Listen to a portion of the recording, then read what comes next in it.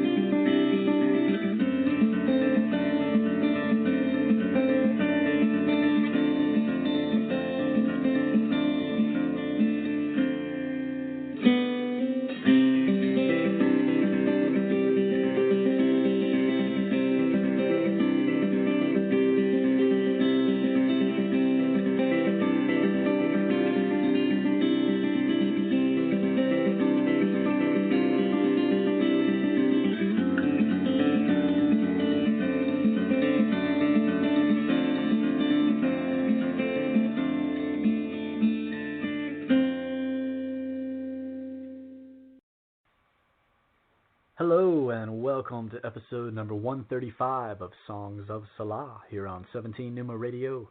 Thank you for tuning in this evening. I'm your host, Scott Thomas Outler, and it is Monday, February 22nd, 2021. Coming up in the next segment, I'll be joined by tonight's guest, the Wolf, Kevin Martin. He'll be coming back on the show to talk about the work he's been doing recently as founder and publisher of Rogue Wolf Press. Looking forward to finding out what new titles are set to be released soon and what's going on with his own writing of late. Stay tuned for a conversation with the Wolf, Kevin Martin, along with a selection of his great poetry in just a bit.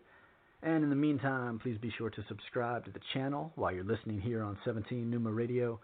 A reminder also that all past episodes of Songs of Selah can be found in the archive at 17numa.com. Thank you to everyone who supports the show by spreading the word and sharing episode links. Your support is always greatly appreciated and saluted. What this farm needs is a proper sermon for the roaring 20s, something sacred to fit the special occasion, or even a dark prophecy laced with mixed metaphors and allusions to the end of days, always with plenty of hay strewn to the wind, covering the dust, swallowing the trowel, or perhaps a line drawn straight down the middle, a bifurcation of binary options, a multiple-choice agenda, a clandestine adventure, parallel paths between culture and nature, a taste of the apple, a splicing of genes, a swarming of cells, head for the hills. And if I write with the blood of my ancestors, will not these pages be soaked with both their glory and their sins? For what lives on through us is a covenant of love and a cauldron of war. And not one fish from a river that has run dry will feed the flesh, but the ghosts in our hearts still echo loud with song. So look not toward tomorrow for answers that have yet to be received, and seek not in the past for those questions which have already been revealed, but live in this moment as it is, being both transient and everlasting. Let those who have passed on rest in the peace they earned, and let your children's children be not burdened before their time, but carry your own weight gladly and know that all these days have their own reward. But they will tempt you with their tongues, and their eyes, and their silver, and their lies, and their sugar, salt, and spices, and their promises, and their contracts, and their potions, and their prayers, and their spells, and their sighs, and their drugs, and their wine, and their bodies, and their hearts, and their alibis, and their stars, and their signs, and their fingertips that send electric shivers across your spine, horses, and cows, and swine. Oh my mind has been obsessed of late with thoughts and ruminations from the farm, Evermore, that is, the new collaborative book I've been working on with Mihaila Melnick during the past 2 years, and with a laser-sharp focus here in the early months of 2021. The collection continues moving closer toward completion by the day, and I'm looking forward to its eventual release later this spring through Concrete Mist Press. I'd like to take a moment and say thank you to Angie Tibbs for publishing my poem Hymnal to the Sun yesterday as part of the Sunday Poetry page at Dissident Voice. Links to that piece, along with my other publications from February, can be found at 17numa.com. I encourage anyone who would like to keep up with my work to subscribe to the site and stay in touch with me there. It was a pleasure having the opportunity to collaborate with Greek pianist Elise Kaiser once again this past week. An excerpt from my book of Sand and Sugar has been set to her music in a new track she produced. So I thought I would close this segment out tonight by playing that piece. Let's check out Blue Pines before heading into a music break, and then we'll return on the other side with tonight's guest, the Wolf, Kevin Martin. Stay tuned. I consulted my stars during a dry spell in the plains. They told me to lie down in the grass, make a blanket of the leaves. Told me to build a fire in the season when the sky grows cold. Told me age is just a number until it kills you. Warm in the bones where the ache melts. Told me the trees will always love you, but they alone cannot protect from a storm. Told me that even saints will cheat when they're trying to save the soul of a sinner. Told me clocks of time are just illusions, so add another hour when you're feeling slow. I spoke to my ghost in the night with the moon hung low. They told me every choice leads to another, but don't forget to breathe. I'll sigh, if you will, gasp between notes of shadow and shade. Good morning, soft smile, great consequence in the space where anger and love both swallow the tail we've been chasing. 0 point graduation, hallelujah-induced hallucinations. They seeded the skies with prayers of smoke and chimera poisons. Magnetic tongues, wet, spark, electric hymns. Messy with the way we hum our promises, but well-tuned to the bed of salvation.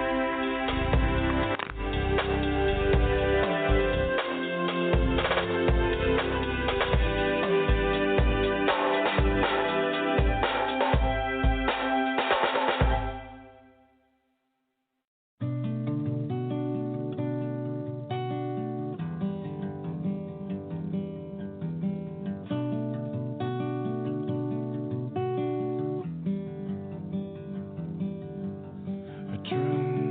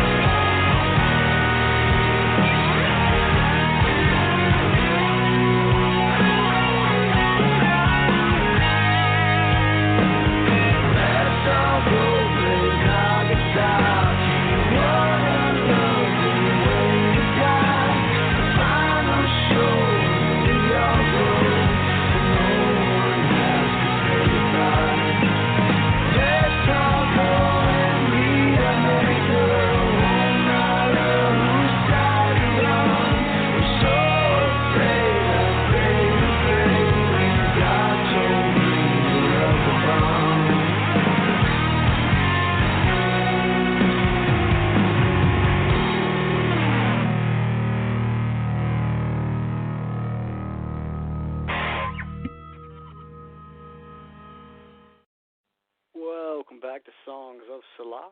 If there's anyone interested in appearing as a guest on a future episode of the show, please feel free to get in contact with me via email at 17numa@gmail.com. Tonight's guest, the Wolf, Kevin Martin, is an artist and poet from the Piedmont Triad region of North Carolina. His debut collection, My Head Fits Through Your Noose, Let Me Swing a While, was released in 2019 through Alien Buddha Press, and he is the founder and editor-in-chief of Rogue Wolf Press. Thanks so much for joining the show tonight, my friend. How are you doing? Man, I'm doing excellent. Hope you are. Yeah, right on. Doing well here. Excited to talk to you again here tonight. I'm sure you got a lot going on here in the new year, so let's dive right in. What you been up to, man? Well, last year was a little bit of a slow year in a way for Rogue Wolf Press, just with just sort of COVID going on and things like that, and so I didn't really get as much accomplished as I wanted to, and so this year I'm just really trying to get caught back up. I made a lot of promises last year. I'm just trying to fulfill those, and just try to put out the best poetry and the best books that I can. One of the things that I really like about publishing, which is a lot different than just writing, is what I'm used to, is just the fact I get to interact with just different people, different personalities, different writers, different styles. Everybody's a little different. It's just a lot of fun for me. It's a lot of work, but it's a lot of fun. Yeah, absolutely, man. That's part of the fun, finding all those connections and the different circles of poetry that are out there and people coming at it from all different angles. A lot of cool people out in the indie scene. And I'm so excited to have another publisher coming on and doing their thing. And I know Rogue Wolf Press is going to be pretty cool going here in the future. What initially decided or brought you about to making the decision to get into publishing and launching your own venue? Well, let's say I'd started writing. I started writing in my 20s, and it was something that I did. Some people call it journaling, and I kept a journal. I'd write ideas down and things like that, and that sort of morphed into more of a poetry prose style. I really like to, I read a lot of Jack Kerouac and beat poets and some things like that, and so that sort of influenced me as far as my writing style and sort of how I look at poetry and that kind of thing. And when I started submitting poetry and artwork, because I do photography, I do digital artwork, I draw a little bit, I'd like to learn how to paint. I had what I would consider fairly decent success. I only started really submitting 3 to 4 years ago, and I started meeting people pretty quick, and I enjoyed interacting with a lot of the members of the small press, like Rust Belt Press, Alien Buddha Press, those guys have used a lot of my work over the years. The Rye Whiskey Review, for a couple of years, I was really that was published heavy through those guys for a couple of years, and I guess what just happened was, the more that I got to know people, the more that I really just wanted to do it myself. I really got into the idea of just manuscripts, like books in print. There's something about going over to your bookshelf and being able to pick up your book and show somebody, read it to people, read it in public, or things like that. It's just a way to get other people's voices out there. And some of the Rogue Wolf covers that I've done, so some of the artists, some of the poets, when they submit work, that they have an idea of what their cover art's going to be, and then some people don't. Some people don't have an idea at all, and I get to make the covers myself, and so that sort of interaction is really nice. Because I don't know if, a lot of people probably haven't sat down to make a cover for a book, but it's time consuming. I've had a couple covers that's taken me up to 20 to 30 hours to get them just right, and it's not just throwing, slapping a picture on a book. Like I built it from the ground up. Absolutely, that collaborative process and taking the time and sort of getting a feel for what the energy of the book is and putting the right touches on it takes a dedicated mind to get into that energy properly. So that's cool that you're putting so much work into it. And I saw the cover for your Rogue Wolf 1. Is that a new journal that you're launching as well? The cover on that looked pretty awesome. Yes. Now, Richard Hofel, and I'm just going to do a little warning here. As you know, being from the South, we pronounce a lot of things probably different. So if I mention someone and I pronounce their name wrong and they hear it, I apologize. I'm sure I do that every week, so no worries. And the cover artwork for Rogue Wolf 1 is by Richard Hofel. He's an artist in, I think it's Dallas, Texas. But anyway, he does like this collage artwork that is truly impressive. So when you see his artwork, it's actually a living thing. Like it's a collage kind of thing. Like it comes off wall. Like he's been doing it for so long. He's a master at it. But he also writes poetry, and he's just a good guy. But the Rogue Wolf 1, I thought about for Rogue Wolf Press doing. I didn't really want to do signs because everybody seems to be doing those or whatever. And I wanted to do a poetry mag, but also. I want to put artists in there too. I'm fortunate enough from the area of North Carolina that I'm from, near Winston-Salem, that I have met and interacted with several painters and actual artists, make a living off their art. So it's whenever I have problems, like I always have people I can go and talk to that can help me out with different art problems or poetry problems or, just different things. But with Rogue Wolf 1, like I said, I've sort of started the idea of maybe doing like a journal like 4 times a year, but then I decided that maybe twice a year just do a submission journal. That as of right now, it's going to be pretty impressive.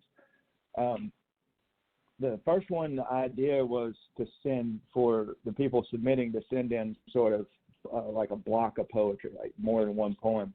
So that way, the people that are submitting to this are going to get good coverage. You're going to get a good sample size of their work. And then moving forward, I'm probably going to produce smaller journals. But this first one, I want to knock everybody's eyes out, man. I want to knock their heads off. Right on. I just want everybody to, I want people to look at it and just think like, wow, this is something cool. But right now what I'm doing is, last year I ran into some financial difficulty and I had a computer crash. And I had just a few things that just happened that sort of prevented me from really putting out any work last year. I think I only put out 2 or 3 books. And so that's why I'm really trying to catch up this year. So I actually took submissions for Rogue Wolf 1, I think last July. And so some people probably thought that I wasn't going to actually get around to publishing it. It's just taking me longer than I really wanted it to. Yeah, absolutely, man. Things like that happen in life, especially in the indie press scene where everyone's, putting their own time and energy and finances into getting these sorts of things out into the world and new projects established. So sometimes you just got to have patience. Right. And that is something that you guys have to think about is we pretty much finance this thing, myself. Like you don't make money doing this stuff. I mean, it's purely love, just trying to help people get their books out and things like that. But I've also realized that, from being a poet, and a poet marks time a little differently than a publisher does. As publishers Right. move a little slower, it seems like. So publishing time and poet time are 2 different things that I'm starting to really figure out. But, some people, and I get it, like I was that way too. Like there's been a few places I'd submitted to, and, after a couple months, you don't hear back from them. Like, you get irritated or whatever. Sometimes there's an instant gratification in poetry, where somebody just gets right back to you, and sometimes you just got to wait. Yeah, absolutely. It all sort of balances out in the end. And I think it gets back to what you're saying about it's all for the love of the art itself. And, you're saying going over to a bookshelf and seeing your book there or seeing your friends' books there. And I was just thinking, like, the way my bookshelf used to look 10 years ago with a bunch of people from 100 and 200 years ago that I don't know. Now my bookshelf today, right. It's like all these friends and awesome people and zines and journals and people that you know, and you're like, wow, the world's a little bit smaller than I thought it was. So you're talking about these projects that have been on hiatus for a little while. Now that you're launching things back up here in 2021, what sort of books do you have on the horizon? So right now, one of the cool things that I like about Rogue Wolf Press is, let me back up. So when you look at a lot of the small presses, especially like, you see a lot of familiar faces. And lately, I've been getting submissions and talking to people and poets that you don't hear their names, you don't see them on Facebook. They're not as largely represented as far as so some of the other people like that we know that we're friends with. I'm trying not to just drop names everywhere because I'm not really that kind of guy. But so. Let's see, I actually did write a list out. So right now I'm working on a book called Guile and Beer, and that's by a North Carolina poet and photographer named David J. Thompson. I'm also working on Archaeologist by Roy Liren. He is a poet, artist, and photographer from Israel. Like I said, these books they're all different, and which is something that I really enjoy because they all have their own little sort of challenges. It's not just a sort of cookie cutter press where everything that we're doing looks the same, sounds the same. And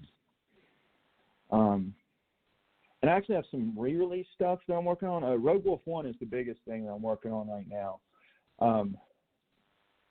I've learned a lot more over the past probably 2 months than I did all of last year, which might sound weird, but I learned a lot more as far as editing and just putting together a good, well-rounded book where it looks good, it's readable, because that's part of editing is you don't really want to change people's words that much, but it still has to look good and read well,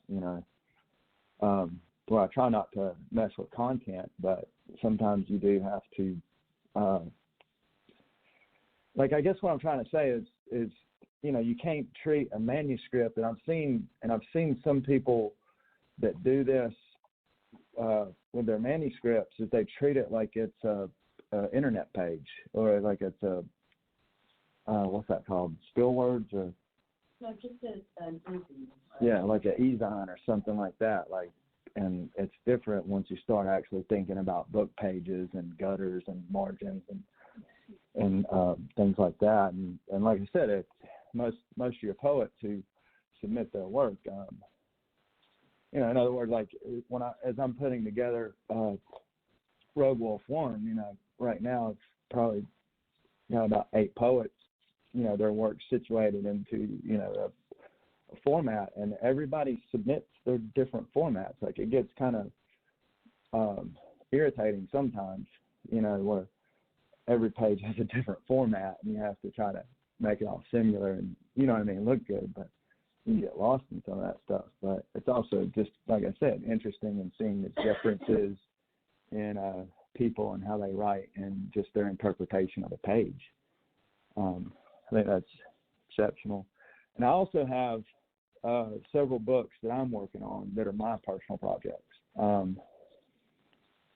Like I said, I'm not trying to drop names or anything, but I did have someone last year on a collaboration book, sort of print it without my permission. Like, it was scheduled for Rogue Wolf, and they sort of took it and took some other manuscripts from me and started their own small press.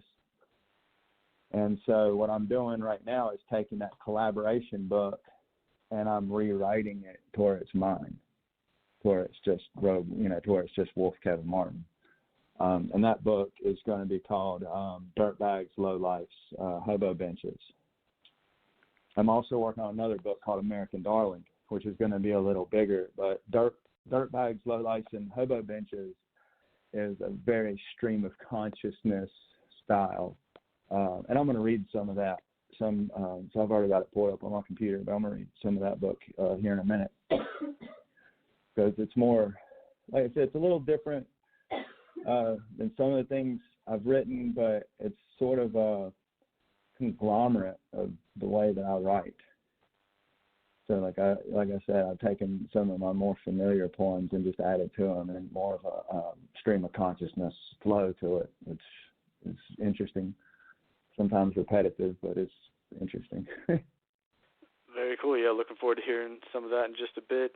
And your style lends itself to that sort of epic quality anyway, where the stream of consciousness, where you don't really know if a stanza could send you straight into another long narrative and dive out. You've got a lot of points of endings and beginnings within themselves. It's all like one long odyssey and journey when you take off. It's a really cool style. You talked about Kerouac being one of, yeah, man, absolutely, love your work. You talked about Kerouac being one of your influences. Any other sort of inspirations in your early work that popped to mind that have influenced you? I read a lot of Ken Kesey, Edward Abbey, Herman Hesse. Not so much Bukowski. Like, I have read Bukowski, and I've read a lot of Bukowski, but Bukowski was one of those guys that it just seemed like everyone was into back then, And so I was more interested in just like I said, more of the Kerouac prose and just the way that he would. Like, I've heard somebody describe his books as defiantly plotless before, and I always really like that. Like, it almost really more felt like real life writing, because life can be defiantly plotless sometimes, it feels like.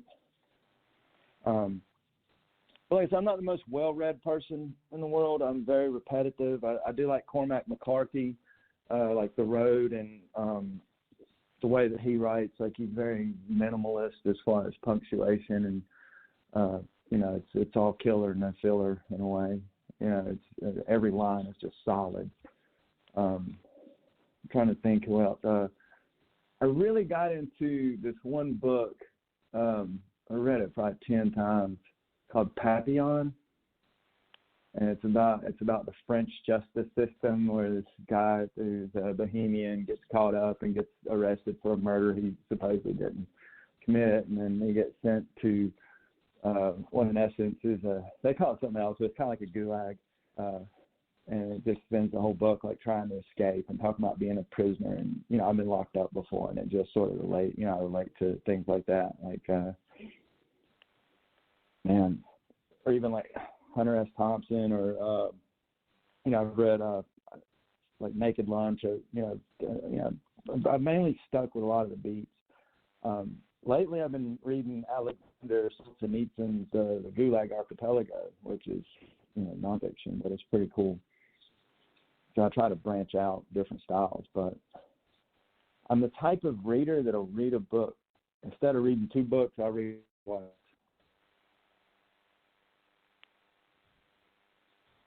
Like I said, I'm very repetitive in the way that I read. It's just how I've learned. Well, that Solzhenitsyn book, definitely apropos for the times that we're heading into, it seems. So what's going on with the other work that you do? You're a photographer as well, and you talked about the graphic artwork with the covers. Any other projects on those fronts? Not right now, so to speak. I've got a couple artists or painters that I'm talking to. One guy's a musician, and I've been trying to sort of branch out into different mediums, just to see, just do things different. Like I said, I don't want to just publish the same old stuff, or I don't want my stuff to be that repetitive, even for Rogue Wolf. But no, right now a lot of my energy is just going into catching up on older projects. But I mean, I'm always, like, all the time taking pictures. Like, I write almost every day. I try to, like, I've got some software that I mess with as far as like doing what I call digital collages, where you're just sort of basically double exposing pictures and stacking them on top of each other to get cool effects. So I experiment a lot, and sometimes, there's some triumph in that, and there's a lot of failure. I'm pretty much self-taught, so I have to fail a lot to succeed, I guess you could say. Yeah, you earn it when you're self-taught, not going through the canon and the established paths, but there's something, I think, much sweeter about success in the end when you sort of trudge your own path through things. What's really cool, though, is, especially when I'm doing like the digital stuff, because I can set parameters, I can make it look like a book cover, I can do all these little things to mess with it. But when I'm working, like, I'll get to a point where it's just, that's a book cover, like, to where you can literally, where it'll get to a point on the screen where it looks like you can just pick it up off the screen and it's a book. That's usually when I know it's done. When I look at it and it looks like a book cover and feels like a book cover, then that's when I usually know that I'm done. Because I'm also the type that I'll get focused into something and I'll just mess with it too much sometimes, instead of just leaving something good alone. I'm always trying to make stuff better, learn different techniques, or like I said, I might take a picture and do like 7 or 8 different edits of that picture in different colors, and then layer them all on top of each other, kind of like you used to do, like lithographs and things like that. And just like I said, I experiment. It's just fun with me. I would like to get into the future, because right now a lot of small presses, a lot of places use either Lulu or Amazon or KDP, or Kindle Direct Publishing for their ISBN numbers, and they publish their books. And eventually I'd like to get away from that and actually either use real presses, or make my own. But also part of that is I would like to get to the point to where I can make prints, sell prints online or something like that, like T-shirts. There's a whole world out there other than just poetry and books. That's what I really want to branch into, do some more hands-on stuff. I'm just limited by money right now, limited by technology, and I'm just going to try to make strides in the next couple of years to just increase the set, just increase what I have to offer as far as to the art community and the poetry community. Yeah, absolutely. It sounds like you have those future goals in mind to sort of strive toward, and definitely awesome to hear anyone that's breaking away from Amazon and the system. If all the indie publishers did that, it would probably be a beautiful thing. Start up a new pathway. Well, like I said, I'm not trying to just name drop a bunch, but I have seen, there are several that use both, that might use Lulu, but they also might, do their own, like, so simple small covers or small books. But I like that. I like that feel when you pick up a book and you know that it just didn't come from Amazon. I mean, Amazon has its place because, like I said, I'm it's you can't do these colorful, fantastic covers at home. That you need equipment for, or better equipment, printer style and that kind of thing. But I don't know. It's just stuff I think about. Like I said, I'm hoping that before the end of the year, instead, like, I don't encourage people that much to buy from Amazon, but I'm not to the point yet where I can set up an online shop at my house. So that's one of the goals, is to get it to where instead of, me posting like a link on Facebook for you to buy a book, you just contact me and I'll ship it to you.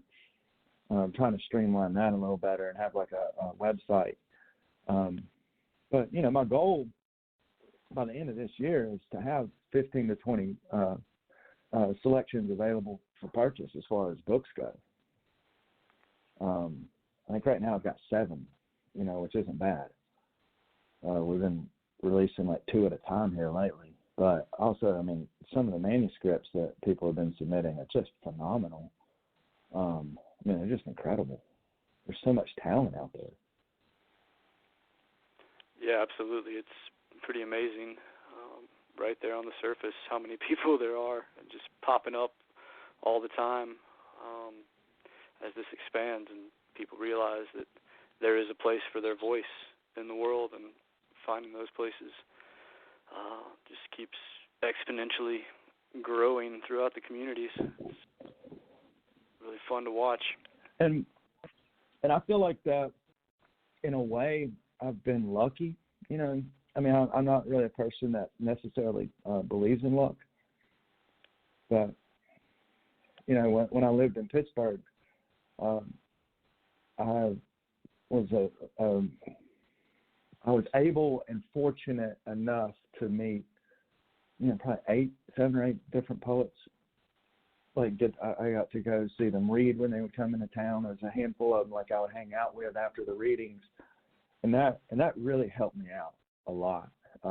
Just going reading, I did the one reading at Embroom Forge up in Erie, Pennsylvania, with an excellent group of guys, man.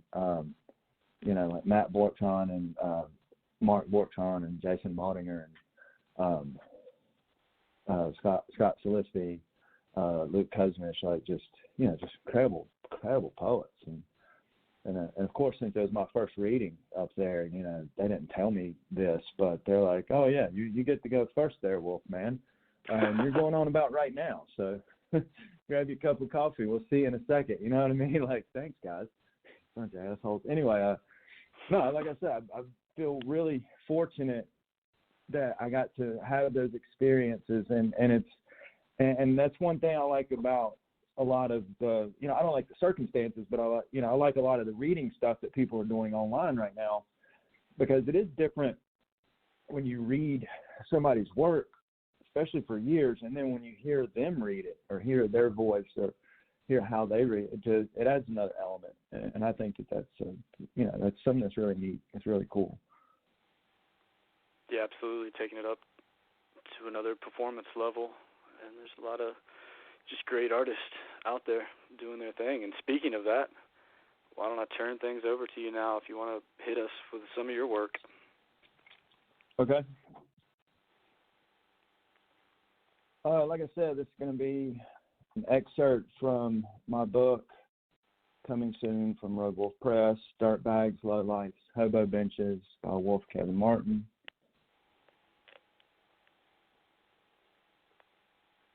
Moon outside my window used to sing to me, glassy-eyed, words slurred righteous, once tides ebb madness. Arms crossed, sitting in a lawn chair, smoking a cigar, only a little time to wait to break a heart, for stars cast down on mountains cover your drying eyes as you love yourself and say nothing. We watch the clouds roll in and laugh, smug, cotton candy dreams. Life is easier now in rearview mirrors. Tears never matter to those less attuned.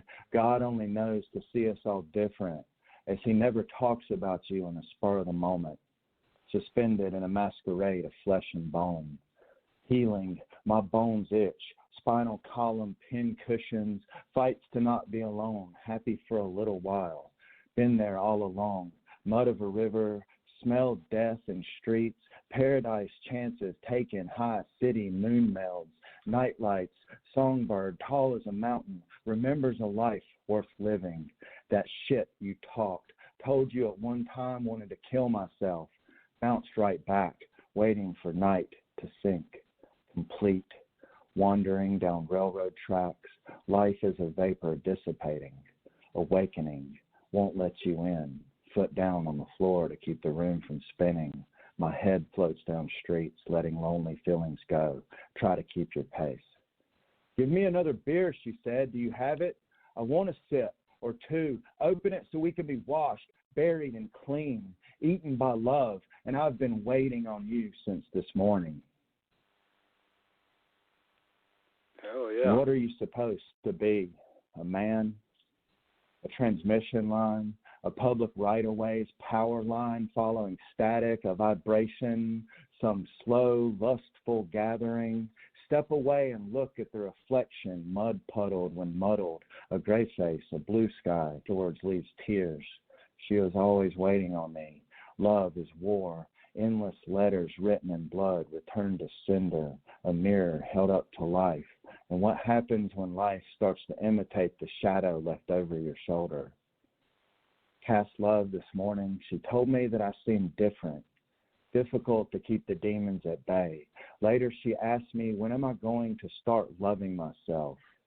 Penitents know the road is long, perilous, no time to push thorny crown on others, forgotten in a moment upon awakening, the price of desires paid by blood, comfort of flesh, pulses her eyes are mirrors that reject my smile to find God's waiting on blood.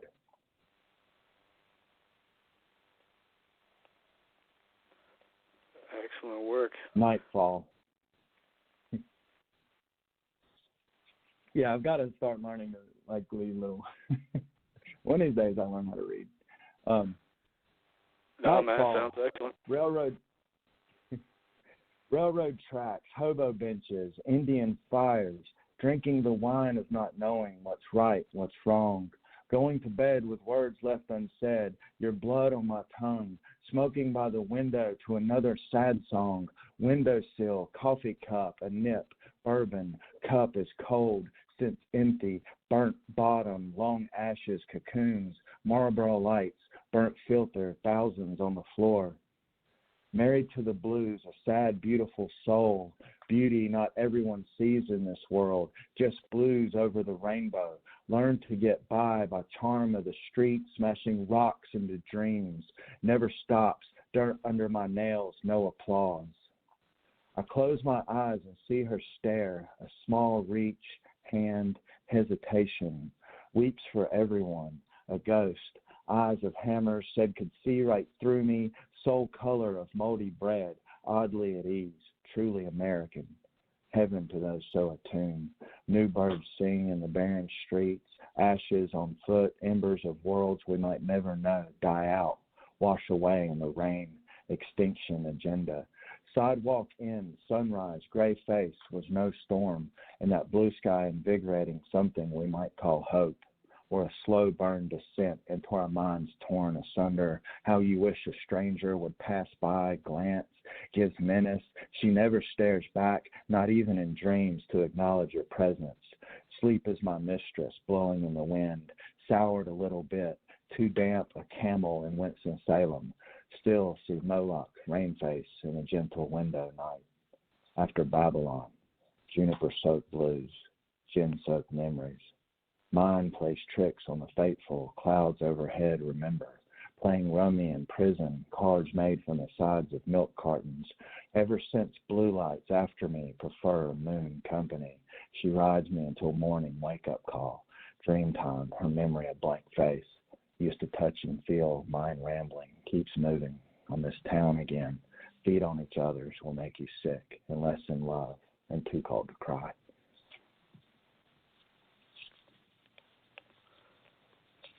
Right on. So, man, you were up in Pittsburgh last time I talked to you, I think. Where are you calling home these days? Right now, I'm in Alvin, Texas.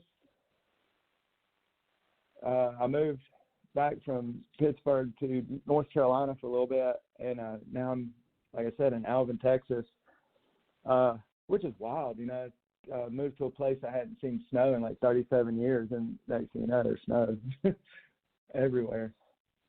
And I thought that people in North Carolina were bad, or in the South in particular, were bad about just everything shutting down as far as snow and ice and that kind of thing goes. Like these people down here have obviously never been up north. They don't stand a chance. I mean, I don't mean to talk shit, but it's kind of wild. Like, talking to some of the people living in an apartment complex, and they don't even have ice scrapers in their cars. They don't know. Yeah, I saw a guy like trying to pour water on his frozen windshield to get it to defrost. It's just like, what are y'all doing? A whole new experience. That's how this is done. Go ahead. Did you get hit by any of the blackouts that were rolling through that area? No. Okay. Good. And also our water's fine. I think that, because Tanya and I have talked about it. I think that one of the reasons, where we live is south of Houston. It's about 30 minutes from the Gulf of Mexico, so we're not that far from the coast. So I think that your infrastructure, because we're in Hurricane Alley or whatever, so the infrastructure I think around here is a little beefier than it is when you start to move further inland. So I know that once you get to a certain point past where we live, man, there was you couldn't get good water, rolling blackouts. A good part of that is just because Texas is stubborn. I mean, Texas is literally its own place. So it's like around here, man, you can't find like Pat's Blue Ribbon, man. You're gonna be drinking Lone Star beer, like Texas beer. It's they're completely separate from like the rest of the United States power grid. It's like Texas is just fucking Texas, man. It's its own little world. It's wild how big this place is, but literally it's its own world. Well, that's cool that you're staying in the safe zone there in that area. Hope things continue in that vein, and that whole storm passes through, hopefully. We got a few minutes left here, man. That's the thing. It's like right now, today it's like 72 degrees. Okay, so it's already back. Like I'm wearing shorts. Like, yeah, it's back to normal. Right on. a little bit taste of the apocalypse for a few days, and right. Turn to normal. What kills me though is how it shut down everything. The United States Postal Service. I thought them guys didn't stop for anything. We didn't get mail for days. That was our biggest inconvenience. And also, I had some books coming in the mail, and that sort of irritated me. Like, come on, Texas, y'all could have held it together a little longer. Rogue Wolf Press is in action. Let's get things rolling. Right. Well, cool, man. We got a few minutes left here. Why don't you hit us with one more poem to take us out here tonight? Okay. It's called Exit Venus. Time to go to work where you have to suffer a bunch of assholes running around that think they're movie stars. Life is the big screen, reflection, sun hits harder, fracturing skulls, heart splinters, moon pentacle, stardust, and the waking hyper-reality, night, dismal days, days gone by, endless tropes of the never-existent Arcadian night, death, naked, splintered, bone, ribcage glory, operates a taco stand in the vacant space where ocular bejeweled orb should be, is the cold black hole of a reflective TV screen playing out the silent haunted movie life. Could have been among the ashes and Moloch's gin-tainted vomit, melting away the cavern mind, negating shadow, boxing puppet, discontent death sits in her purple robe floating around, feeling resistance alongside tragic romance. Traded bleak comedy, sterile, none of us were really there. Faces pulled back, teeth broken, palate stirred, dust, piss and sweat scented workplace. We go, no one's really lost. One night, held, got the call, message next day, hurt, sick, full of pain. It'd be a long night, past 15 years, not quite half past dead. Face cracked, a spider web. She opened the door to greet me. Wanting to be held, mascara run ruins rivers, black crimson lipstick, slapstick, crooked grin, trembling mouth, quivering body, bottle and dress on backwards. She motioned me to the bed, collapsed, spilling brown liquid, wondering horror hotel nocturnal. Beyond the door, shivering figure, manufactured variety, a clutch, a straight razor, opening my throat. Took the chance anyway from something once called heart, held her behind nicotine ghost, dried vodka scent, sweet musk, air blooms, a meat tree, closed eyes knowing soon she'll be gone, soon evaporating morning shadows tell, red dress on the floor, answers wait at the liquor store, tonight I will be behind her. Right on, man. Your work's always so mood setting. It just sort of takes you on a journey.